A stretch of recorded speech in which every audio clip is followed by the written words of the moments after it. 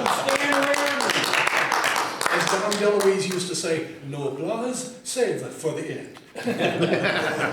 Well, anyway, good afternoon. Thank you for coming. I so do appreciate you taking the time to visit this afternoon. Move that mic just a little closer, Stan. Okay. The only person in my entire existence that's ever wanted to hear my voice more. Thank you, Randy. God bless you. Well, the title of this little shebang here, as you can plainly see, is how the GTOAA helped create the American muscle car. And I hope most everybody in here has had some exposure to our little TV show that we started producing in 1994, actually got on the air in 1997, and it played until 2008. So we did 62 episodes over that period of time, which is not as many as they ever did in the Dick Van Dyke Show, but close. At any rate, I got to say up front, more than anything else, or certainly as much as anything else, my membership in the GTO Association of America, my involvement with this organization, and you, the members, did as much as anything to make this show possible. And I hope I can let you know how that is as we go along. I also have to hasten to add here that more than anything else, the American Muscle Car and none of the things I've ever been able to produce could have happened without the help and support and the prayers of Barbara, my wife, who literally has been...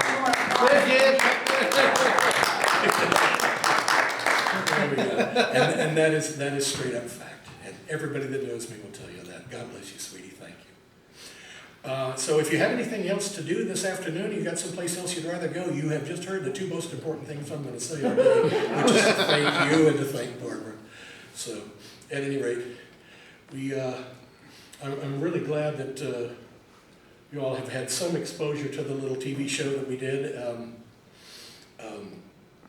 We're going to try to play some fun stuff that actually happened during that period of time and some stuff that you maybe never got to see. We, among all producers, you know, the average among segment producers, like the stuff that we do, like... Oh, it's okay. Just when you went out. It just goes away. Yeah. The average shoot ratio between what you shoot in the camera and what winds up on the screen is about 7-to-1. Well, we weren't that smart. Our shoot ratio is about 13-to-1. So there's an awful lot of stuff over the 14 years we were doing this thing that never made the air, and we'll try to show some of it to you today. Well, jump in the Wayback Machine here a little quick, go back to 1994. I was working at the Coca-Cola Company. I was in the corporate communications department, and we went into the office one morning, and there was a sign on my office door, a little sticky note that said, "Come to the vice president's office, there's a budget meeting." Okay, here we go, here's another one. So as I'm riding up in the elevator, I remember this. This is a little green thing, and there were those little baby on board stickers that, you know, like that. My mother-in-law is constantly giving me little motivational things like that. She gave me this, and I stuck it on my bathroom mirror, and I watched it, looked at it every morning while I was shaving. And, you know, going up to the budget meeting today, I remembered this thing, that I have enough time, energy, and resources to accomplish all my desires. I had been ignoring it up till then. So we get in the budget meeting, and the vice president is doing his usual things. Your budgets have all been slashed by 50% for the fourth quarter, so all that money you thought you had to do those projects that we're going to make you do, well, you don't have that money anymore, but figure out how to do them anyway. Green sign right in my face. So went back down to the hall to my office, sat down behind my desk, got back up, turned around, went back down to the boss's office and said, how about I hand in my 2 weeks notice? And he looked at me for a second, and to my chagrin, he said, okay. Not something you really want to hear from the vice president, right? But anyway, so the die was cast at that point. I called Barbara from the car on the way home that afternoon and said, well, I just quit my job. She went, yippee! And before I could get home from downtown, she had gone to the grocery store and she bought $200 worth of Pepsi products and stuffed our outside refrigerator full of this competitive stuff that I hadn't been allowed to drink for nearly 20 years. So she's a bit of a civil disobedient kind of a person, so don't mess with her.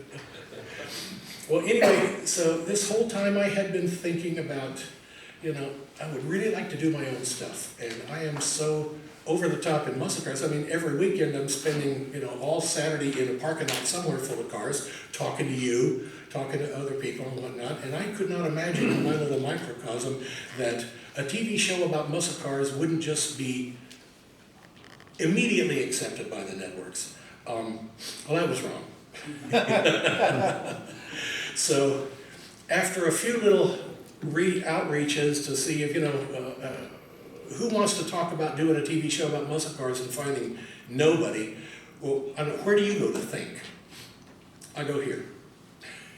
So I spent the next 6 months in the garage wondering, you know, how in the world am I going to get this TV show on the air, you know, and this is having sort of a fundamental effect on feeding my family. And here comes Barbara to the rescue again, saying, I know you know people who can help you with that. Start trying to figure this out. Well, while I was figuring it out, I was searching around for other muscle car stuff or any kind of automotive related stuff on TV. And as you recall, back in 1994, 1995, basically, we had these guys. That was about it. You know, ABC would periodically do some motorsports television. You'd get the first 50 laps and the last 50 laps at Daytona or Talladega or Darlington or something. And that's about it.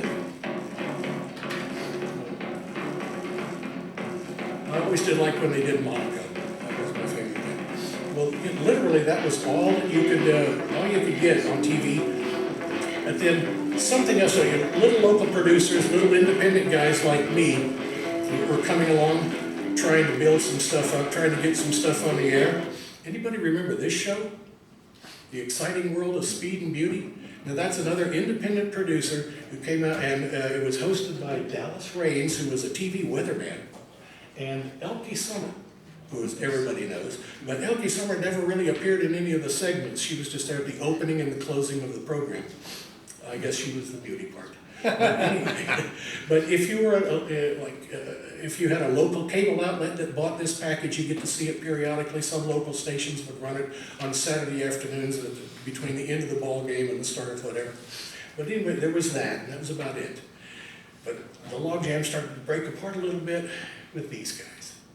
Here comes TNN, Gaylord Broadcasting Company out of Nashville. And they were just like a breath of fresh air. They came screaming in with live NASCAR programs on Sunday afternoon. The first time we'd ever seen flag-to-flag NASCAR on TV. Then there was Thursday Night Thunder. They did that with those outlaw wing cars on dirt. Steve Kinzer and drivers like that. That was a lot of fun. So it's starting to break loose a little bit. There's starting to get to be some motorsports on television, so it's a bit encouraging. Not much, but a bit. And then there's this guy. Anybody remember Bud Lindeman? he had a great little show. I really liked this show. It was way downstairs. Very much like the Motor Week show that's still running on PBS today. This, even though it has a Speed Vision logo on it, this dates back to about 1979. This particular show dates back to 1981. So we're starting to get some stuff going on there. But mostly, if you're looking for motorsports on TV, that's about all you're going to get. Especially from these guys.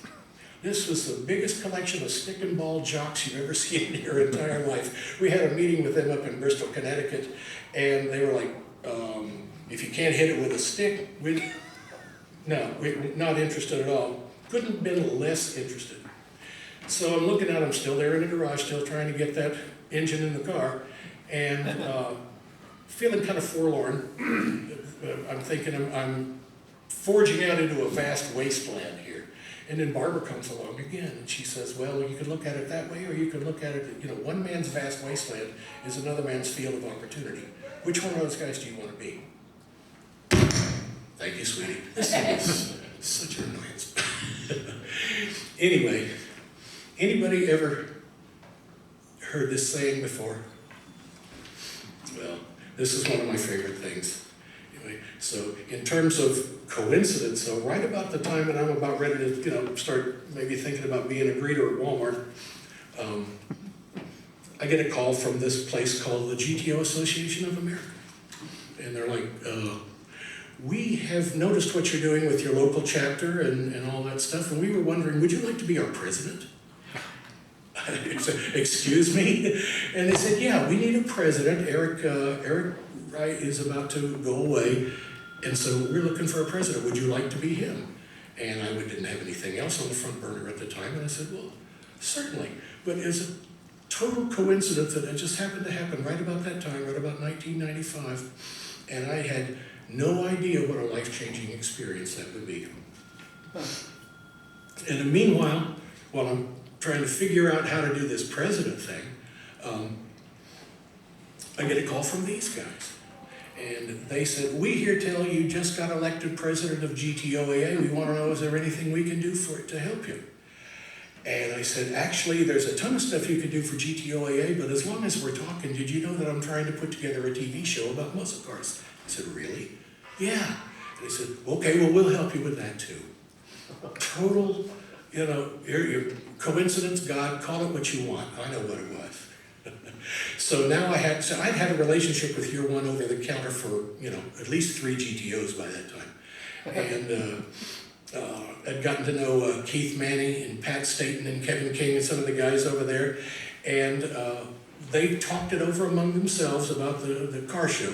And they said, well, if you're doing something that promotes muscle cars, yeah, we'll help you. And we know you're okay because GTOAA says you're okay.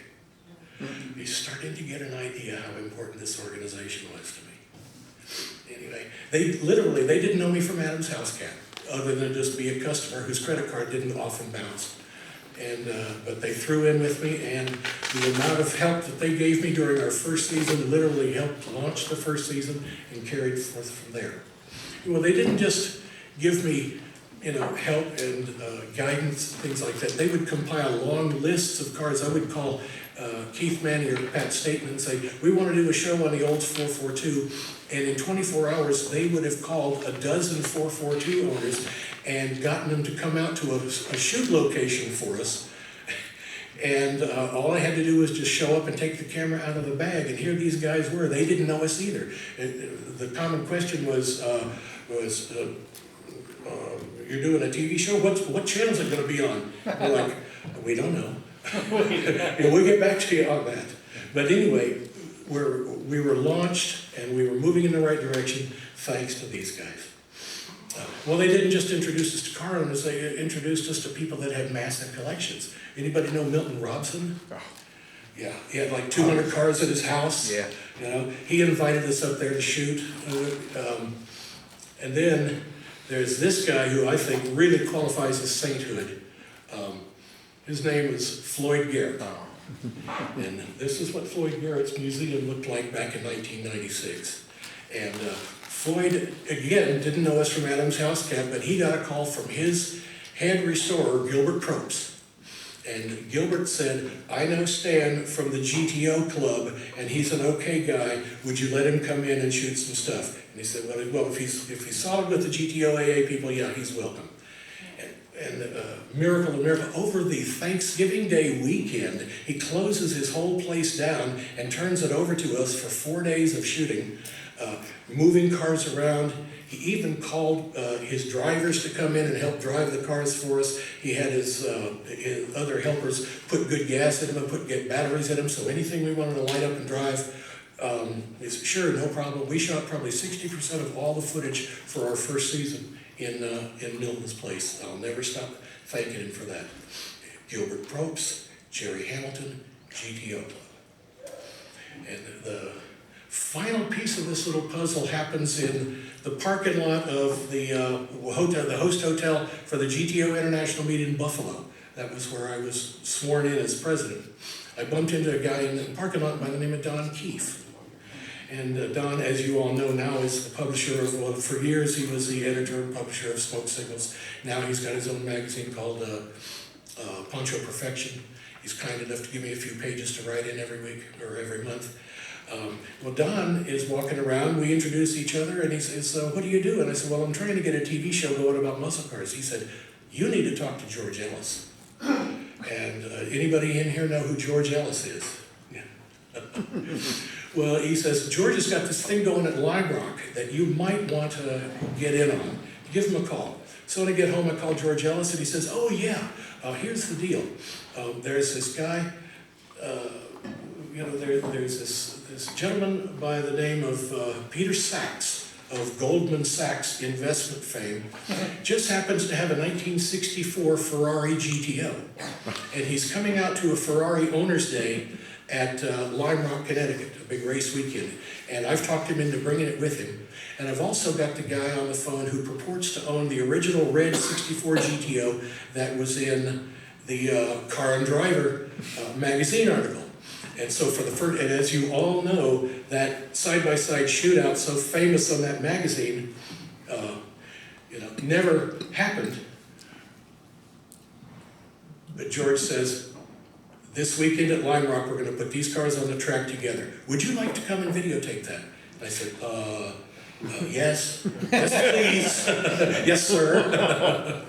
So we got on the plane and we roared on up there to Lime Rock and spent a whole day with there. George also said, oh, by the way, Jim Wanger says he could come too. And I said, really? That's awesome. He said, if you'll pay for his plane ticket. Yeah, of course. You know George, right? So we got everybody all together at Lime Rock, and this side-by-side Ferrari GTO and Pontiac GTO thing finally happened, and we got the whole thing shot. Flying home in the plane that day, this episode, our initial episode of the American Musclecar literally wrote itself. What do these two cars have in common, other than the name GTO? Very little, but both played a big part in the birth of the muscle car.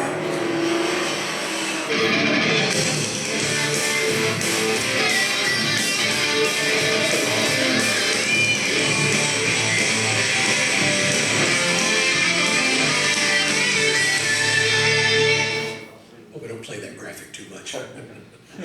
Anyway, I want you to know, if you're looking at that very first episode of the American Muscle Car, the 64 GTO episode, every one of those cars, wow, I know you people. Every one of those cars came out of my local chapter, the Southeastern GTO Association. So, club life, people. What are we talking about here? So we went ahead out of our own pocket. We produced the first episode of the American Muscle Car. So now we have some stuff to take around and show people. So we go around and we start calling on the networks and going to conventions and things and showing them the reel. Practically everybody is like, especially ESPN, is like, well, that's nice, boys, but we already have a car show. I said, well, what car show do you have? Well, we have NASCAR on Sunday. Gotcha. Okay, thanks. All right, we'll talk to you later. Another miracle, a marketplace miracle. On New Year's Day 1996, a new cable channel was birthed, formed from a partnership between Times Mirror, Comcast, and Cox Cable. It was called Speed Vision. And this little startup network was headed by a lot of ESPN expatriates who actually liked cars. Thought there might be room on the America's cable lineup for a network that specialized in things that went fast. Cars, boats, everything other than trains. And they were right. They found an audience. They found us. And they were willing to invest $800 million to effect this big merger and put this little network together that we all started to love.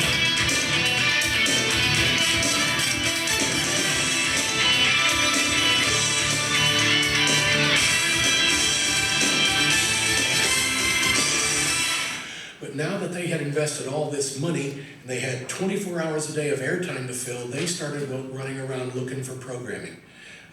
They didn't have NASCAR yet. They needed a whole bunch of little shows like ours, and they gave us a chance. And we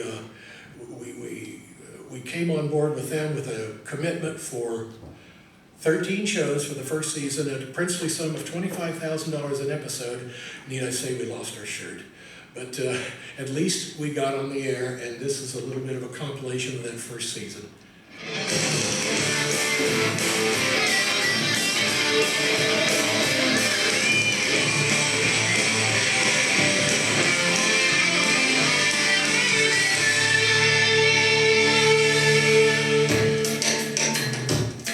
Gran Turismo Homologado. 3 beautiful Italian words that changed an entire industry. For years, the name Gran Turismo Omologato was reserved for the fastest, most exotic thoroughbred racing cars. And probably the most famous Gran Turismo Omologato bore this insignia. This is Ferrari's version of the Gran Turismo Omologato. In September 1964, it was the standard by which all the other great performance cars of the world were judged. It was a magnificent automobile, no doubt about it. Nothing in the automotive world dared compare itself to this car. Nothing, that is, but a plain little Pontiac Tempest. Gran Turismo Omologato, or GTO for short. The 1968 Roadrunner was, at last, Mopar's hit with the youth market. After years of making ground-shaking muscle cars, finally they hit a home run in the image department. You're looking at the Impala Supersport. Chevrolet made over 2 million Impalas between 1961 and 1965, making this one of the most beloved and popular cars of the muscle era. But it's not the cars people remember, it's their engines. These cars happen to be powered by a legendary muscle motor, the mighty 409. Muscle cars in the late 60s were outrageous. Compared to the original muscle cars of just 5 years earlier, they were absolutely unbelievable. And car buyers couldn't get enough of them. In those days, horsepower was almost unlimited, and there was more on the horizon. Into the scene Pontiac threw a new concept car, the GTO Judge. It started out to be an economy muscle car, but by the time it hit the market, it was one of the most expensive road rockets anyone had ever made. Its job was to make the world sit up and take a new look at an old favorite, the GTO. It did that, and a whole lot more. The LS6 Chevelle could eat up just about any car it lined up against. It made a pretty big impression on those who drove it. But what Ford pulled off with the Thunderbolt was something really extraordinary. Ford set its sights on owning the Superstock Eliminator in 1964, and they did everything in their power to succeed. And succeed they did, perhaps better than even they thought they could. Only 100 of these magnificent race cars were ever built, and only a handful survive. Restored T-Bolts have sold for almost $500,000 today, and for that, you could have bought all 100 of them when they were new. When the first shots were being fired in the muscle car wars, Oldsmobile was the only General Motors division, other than Pontiac, that wasn't asleep at the switch. Olds built a car that had the image of the world's most exotic sports cars, yet was exactly what the new performance-minded youth market was asking for. This car embodied everything that Oldsmobile was about. High style, the ultimate in creature comforts, and neck-snapping performance. This car featured, among other things, 4-barrel carburation, a 4-speed transmission, and dual exhausts. It didn't have a name, just a number. They called it 442. What more could the drive-in crowd ask for? And oh yes, it just happened to launch like a rocket. This is the Ford Mustang, the world's most popular car. Does that statement sound a little outrageous? Well, consider this. The Mustang is the only car in history that ever sold 500,000 cars in its first 6 months, and over 1 million cars in its first 2 years. When the Mustang hit the market, it was more than just a car, it was an event. In fact, it was the event that changed the automobile industry. The first generation Mustangs were sporty-looking runabouts, which didn't set any performance records. Because the Mustang was such an immediate hit, it was the perfect platform for America's most memorable and sought-after specialty cars, the Shelby GT350 and the GT500. The Mustang was one of 2 key elements in Ford's plan to replace the Corvette as America's sports car. The other key element was their partnership with an American racing legend, Carroll Shelby.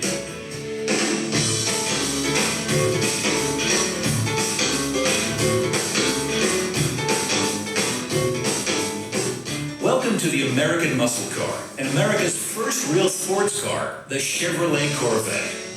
From the very beginning, Corvette was a special car. It was born during the plain vanilla Eisenhower years, and in a market full of drab, look-alike cars, it was a breath of fresh air. For the first time, a major Detroit automaker took a shot at building a car to rival the classic European two-seater. The effort was led by two giants in the American automobile industry, Harley J. Earl, GM's head of styling, and Ed Cole, in charge of engineering. These men held the notion that cars were fun in general, and sports cars were particularly fun. And so, they applied talent, genius, and influence within General Motors to create just such a car.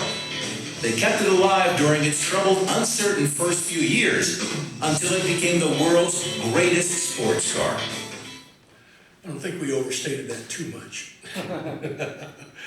Well, anyway, so now we had 13 episodes in the can, we had done a successful season, we had shown ratings, performance, and so now we had something to take out and show people. And we were just thrilled. We couldn't wait to get back on the air because we were getting ready to, try to actually make some money for a change. At the end of this first season, I totaled it all up, and I think I managed to make $4,000 that year. So, I mean, that was a big deal. But in the back of my mind, I'm thinking, well, if I never get to do another one, at least I got to do these. So, but we found out why our phone wasn't ringing. It was absolute deathly silence. We couldn't get anybody on the phone at Speed Vision when we found out why. Fox bought Speed Vision. And because Fox had just inked a deal with NASCAR for $700 million to be their network of choice for all their racing. And Fox by itself didn't have enough airtime on one network. So they needed a whole nother network, 24 hours a day, to be able to play more NASCAR stuff to be able to recoup this investment. But they needed filler material to put in around the NASCAR stuff so it wasn't, all NASCAR all the time. We got chosen. We were the only original show commissioned by Speed Vision that got picked up by Speed Channel when they came on board, and we were just thrilled at that. And and I have totally lost my place. Okay, well then another miracle happened. We just loaded with miracles. We got a phone call from this guy at a company called Cable Ready, who said he wanted to be our agent. He said he knew all the people at the new Speed Channel network, and he could represent us to them. And so we ran out real quick. He said, "Do you have any more shows?" I said, "Yeah, oh yeah, sure, yeah. We got a lot of shows. How many would you like?" And he said, "We'll let you know." In about 2 weeks, we got a call back from the network, and they were saying, "Come on in and let's talk about it." Well, in that period of time, I'd moved to Florida. We disbanded the original production team. My co-producer had gone on to go do news, and just came up in conversation. I'm talking with the Cable Ready guy, and he said, I was off the planet for nearly a year. How did you find me? And he said, "Well, there's this company that's always on your show, this guy who's wearing a hat that says year one, something on it. And we didn't know, so we found them in the phone book, and we called, got this guy on the phone and said, so tell us about this American Musclecar program. How do we get in touch with the producers?" And they said, "Well, we don't know either, because they don't live here in Atlanta anymore, but I know who does know. Call GTOAA. And the people at Speed Channel caught up to us, or they made a phone call to the board of directors of GTOAA, who still had my address because they're still sending me the magazine, and that's how we hooked up. And evidently being a GTOAA member is an awful lot like being a Marine. It's like once a Marine, always a Marine, except it's a lot less strenuous. Just don't let your dues lapse, that's all I'm saying. So here we are, and we're launched into our second season now. We're doing shows for the new Speed Channel. We're all having fun. I called the year one guys back, thanked them profusely, and they said, "No problem. Can we play with you again?" "Oh, absolutely, come on." And so we went out, and the year one guys were once again in the game with us, helping us put together, not only finding us cars and owners, but finding us shoot locations even, which is a very difficult thing to do. To find a big old piece of ground where somebody's not gonna come walking in and, what are you doing? So God bless your one, once again. And then now that we've established a style and a theme for the show, and we didn't have to explain ourselves to everybody, we felt like we could broaden out a little bit, maybe do some shows that weren't just plain old cars. So we get to do a few more fun things, talk to a few more fun people, and this is probably the most gratifying thing right about now, is that because people had seen our show, car owners, collectors, builders, racers, people in the industry, when we went up to them and said, we're shooting for the American Muscle Car, would you give us an interview? And they said, sure. And it never happened during the first season. They were like, who are you? We'll get back to you. Second season, they started to come out and talk to us, and that was just absolutely thrilling. And I think that having these people on our show helped the show out a lot. I think it really gave the show another dimension than just showing pictures of cars. So I wanted to share a few little sound bites from some of these guys, and some of these things made air and some of them didn't. But these were some of the people that we just dearly love and we thank to this day for... Pontiac's engine development program started by redesigning the cylinder heads for improved breathing.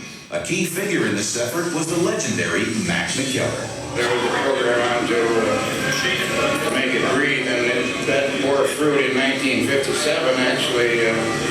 Just about the time that Bucky Newton came, that program was ready, and so it really helped turn the 57 into probably one of the hottest street cars on the road at that time. See and price those wide track Tigers by Pontiac.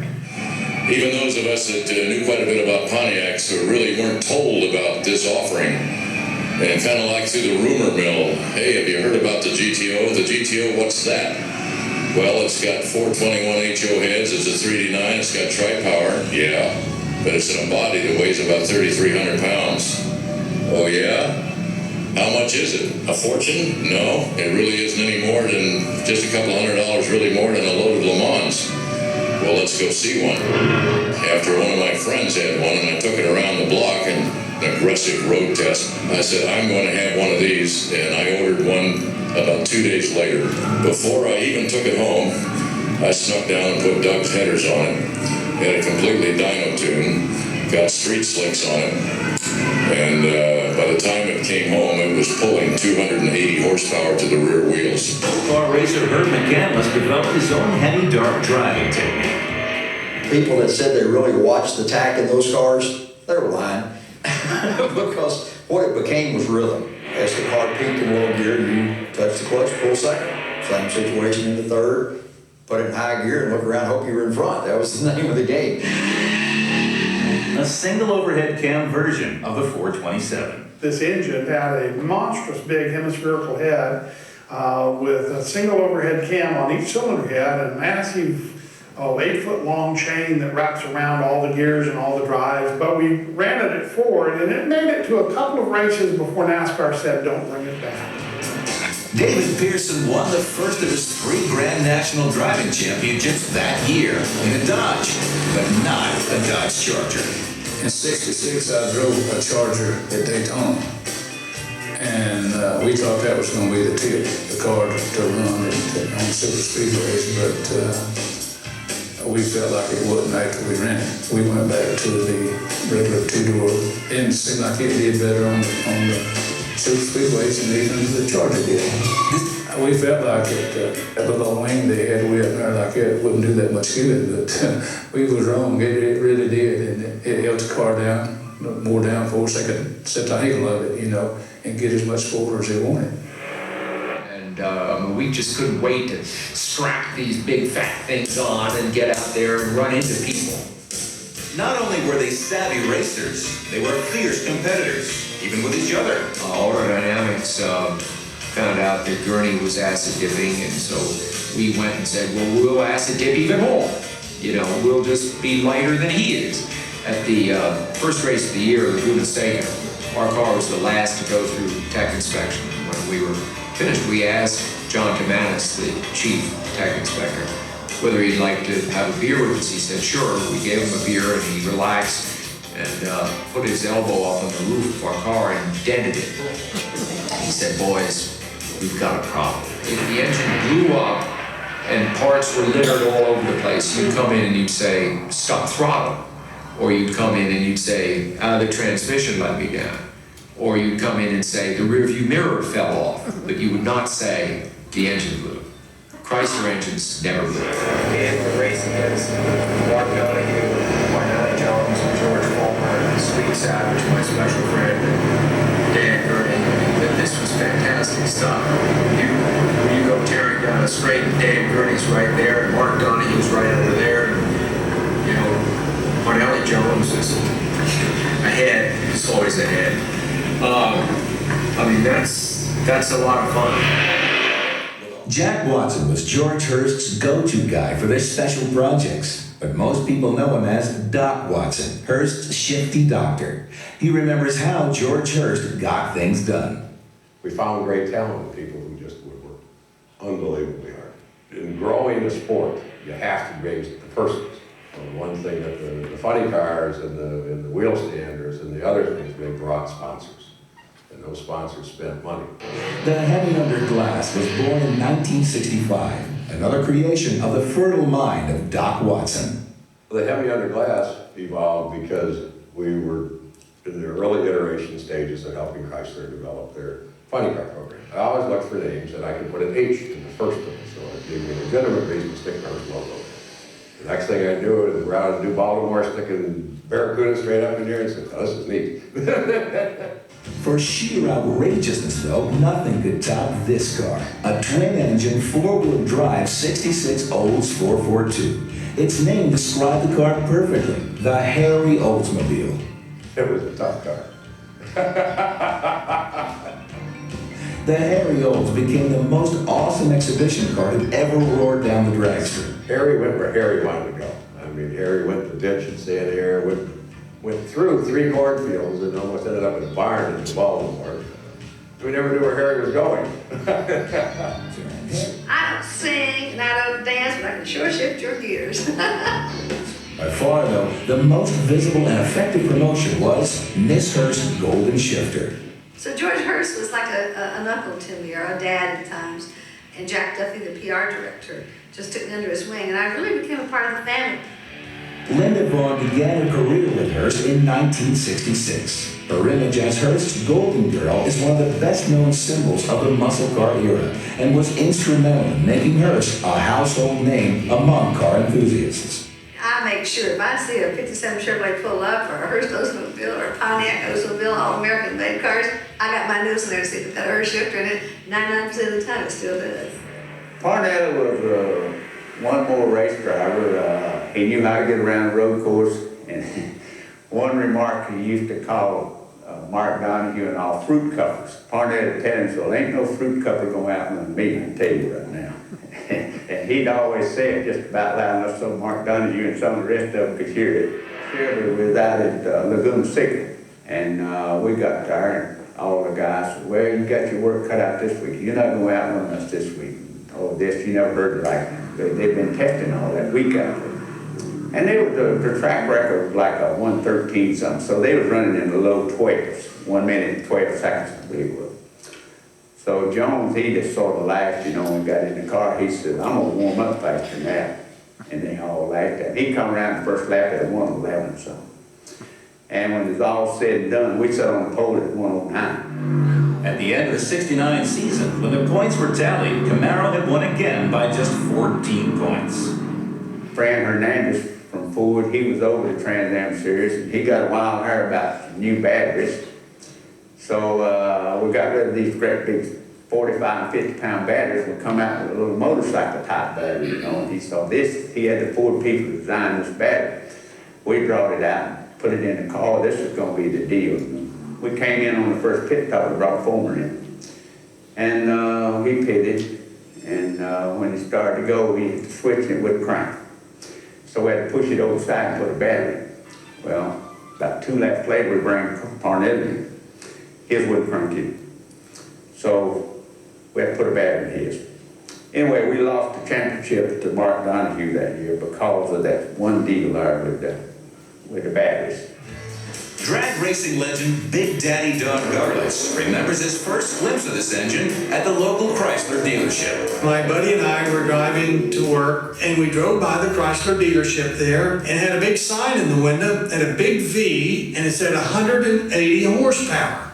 I said, Grady, stop the car, there's something wrong here, we gotta go check this out. So we spun around there, went back to the dealership, went inside and said, there's a sign on the window that says 180 horsepower and a V. Has Chrysler got a V8 now? And surely that must be a mistake. 180 horsepower was, well, a hot flathead was 175 with everything on it. So how could a stock engine be 180? I'd gotten my hands on one for my coupe, but I only bought it to put in that coupe to tow with. I was still towing my flathead dragster behind it. So one day at the drags, I told my wife just casually, I think I'll make a time run with the 39. And I drove this little 39 coupe down the drag strip. It went 14 seconds, 114. And I knew right then, if I put that engine in a dragster, it would really be something. This new elephant motor was so strong that engine failures were practically a thing of the past. I used to go to Cotton Owens' shop, and that's what he'd do. He'd put them on the dyno, pull the throttle back, set them at the 425 horsepower out 7,000, and we'd go to lunch. He said, if it's running when we get back, it's a good one. Now, Don Garlitz remembers one of the nicest things about racing Superstock was being able to drive his race car to the track. I drove it to the big drag race at Green Valley, Texas from Tampa, and my wife and I just put our luggage and all in the back and drove out there and got our motel. We went to the Dodge dealership. He put a 456 rear in it, just jacked it up, put a whole pumpkin in there for me. I left the 331 laying on the ground, and when the race was over, we went back and put the 331 back in and drove back home. It was incredible. When the Judge came out, there was one particular ad that I remember. It showed a guy in a racing jacket standing next to this bright orange 69 carousel red Judge with a line underneath it that said, "The Judge can be bought." Well, again, Jim Wagner tells the story that it wasn't but a couple of weeks before Pontiac started getting letters from the American Bar Association. See, the lawyers sort of took offense at this, so, they knew people were watching. A little aside note about that last bogus commentator that was on there. We were all set up at a beautiful day, ready to go, and the guy with the Judge didn't show up. Totally stiffed us on that day. And it's getting late in the afternoon, I'm paying the crew, we're losing the light. And so I'd already had the script written, and I needed a couple of lines for the script, so I just jumped in the chair and did it. And that was my one and only appearance on the American Musclecar in 11 years. And proof positive that my place in this whole thing is behind the camera and not in front of it.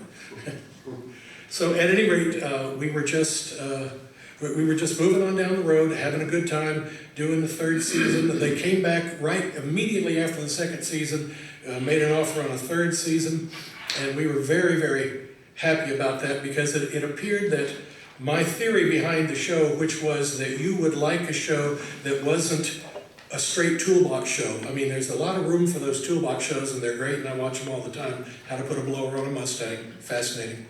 And then there's these other shows out there. It's like, oh my God, if we don't get this thing done before 3 o'clock in the afternoon, we're all gonna die. Good shows draw a huge audience. Everybody loves them. My vision for the thing was a little different. I wanted to do something that had some history, had some people. At the very, very bottom line, the car is the star. That's what we're talking about. So, at any rate, during this third season, now we're starting to branch out a little bit more, and they're letting us do things for stuff that are like not traditional muscle cars. And I thought there were a lot of other cars out there that didn't fit the classic GTO 442 SS 396 pigeonhole, but still could qualify as an enthusiast automobile. So we really wanted to do, kind of give these cars their day in the sun. He said. Now here's the good news. Steve Saline will make you an S7 of your very own for around $450,000. When we put you down for one, Obviously, the S7 isn't an entry-level muscle car. It's a world-class racing machine with just enough street-legal components to get through a DOT inspection. But the S7 is a perfect example of a Saleen mindset. First, they establish a benchmark of performance. Then, they design a car that hits that mark. Finally, when off-the-shelf parts can't do the job, they build parts that can. This is a corporate attitude that comes from years of endurance racing. Endurance racing is very good if you are in the business of building production cars, which is what we are. Endurance racing and sports car racing is one of the best you can on a production base. Because what it does, it focuses on the weak parts of the car and allows you as a manufacturer to build a stronger car tomorrow. At nearly $500,000 a copy, there's not much chance you'll be fighting with an S7 for a parking space at the mall. Here's a car that was created by an auto industry famous for making 6-passenger boxes on wheels with little power and even less style. In a flash, the Thunderbird trashed all those conventional ideas and made a whole new set of rules. The T-Bird had plenty of room for 2 people. It was racy without looking like a hot rod. And it looked equally proper with its driver dressed in evening wear or racing coveralls. At the time, except for a few hand-built roadsters, the U.S. market for two-place sports cars was virtually non-existent. Chevrolet had broken the ice in 1953 with the Corvette, but in 2 years, they had managed to sell less than 4,000 cars. Not exactly the kind of numbers that would lead anyone to believe that Americans were starving for sports cars. When Ford looked at the Corvette, they didn't conclude that people didn't want sports cars. They said, people don't want that sports car. We'll give them what they want. You had to love Detroit in the 50s. It was a time when the automakers weren't afraid to try new things, like a half-and-half creation that defied being classified as either a car or a truck. It's a truck. It's classified as a truck. The front half of a fine automobile made it to the working end of a pickup truck, made either a very unique car or one heck of a nice truck, depending on your point of view. It's considered a pickup. Whether they were cars or trucks, the Ford Ranchero and the Chevrolet El Camino were different from anything else on the road, and they appealed to a wide group of American car buyers. Ford was first out of the box with the Ranchero in 1957, and for 2 years, they had this sporty truck playing field all to themselves. By 1959, though, Chevy had noticed the Ranchero's popularity and rolled out their own model, complete with its own south-of-the-border sounding name, El Camino. The two vehicles were very similar, yet remarkably different in many ways. The Ranchero's plain, no-frill styling was right on for a sporty little pickup truck. Chevrolet, on the other hand, called the El Camino a dual-purpose vehicle and gave its styling a few deluxe touches from the Bel Air and the Impala. Obviously, the 2 years Chevy had spent observing the Ranchero's success helped them put their package together. Not many cars could safely be called America's sports car, for good reason. The cars that could live up to that name are some pretty great automobiles. There's the Chevrolet Corvette, of course. This car's 50-year journey from its birth as a 6-cylinder novelty car to the all-world high-performance vehicle it is today is one of the auto industry's great success stories. There's also the Shelby Cobra. For 6 years, this incredible machine raced heads up against the world's greatest racing cars and beat the pants off on every race course from Riverside to Le Mans. Through the years, there have been a few others, from designers like Sidney Aller and Frank Curtis, who in the 50s managed to produce a few hand-built road racers, to Briggs Cunningham, whose Chrysler Hemi-powered sports cars were an awesome blend of good looks, ingenuity, and brute American horsepower.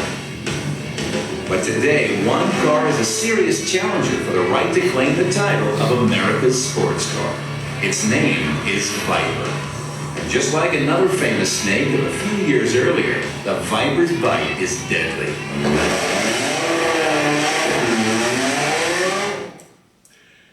One of the weirdest occurrences ever in my life was showing up at the shoot location where we were gonna shoot a couple of Vipers. And we got there a half hour early and there were already 11 Vipers in the parking lot waiting for us. And when they saw us pull up and start to take camera gear out of the car, they all got in their cars and started burning donuts in the parking lot. I said, wait, we haven't rolled yet. Anyways, now we got 3 seasons in the can and starting to float the new ideas by, and the network knew that, that we weren't gonna peg the meter on any night. We weren't making Charlie's Angels or the Love Boat, but we could be counted on it every time our show aired, we'd get that number. And so they put us in places where they needed a show to have that number.